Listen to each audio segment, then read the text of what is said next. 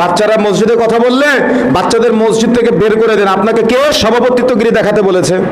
আপনাকে কে নেতাগিরি দেখাতে বলেছে? বা আপনাকে কে ইমাম সাহেব সাজতে বলেছে? মসজিদ নববীর মতো জায়গায়, সেখানে বড় বড় আলেম ওলামারা সালাত আদায় করে, বাচ্চারা তাদের সামনে দৌড়াদৌড়ি করে, কেউ কিচ্ছু বলে না। আপনার নামাজের ক্ষতি হয়। আপনাদের মতো ব্যক্তিদের কারণে মসজিদ মুসাল্লি শূন্য হয়ে যাচ্ছে।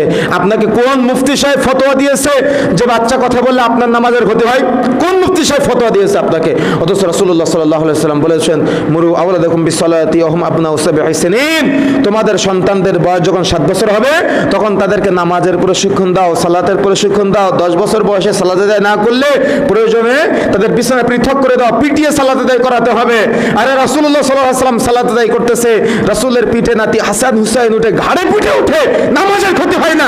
আপনি রাসূলের চাইতে পরহেজগারিতার ভাব দেখান, আপনি রাসূলের চাইতে তাকওয়াশ ভাব দেখান, আপনি রাসূলের চাইতে আল্লাহওয়ালার ভাব দেখান, রাসূলের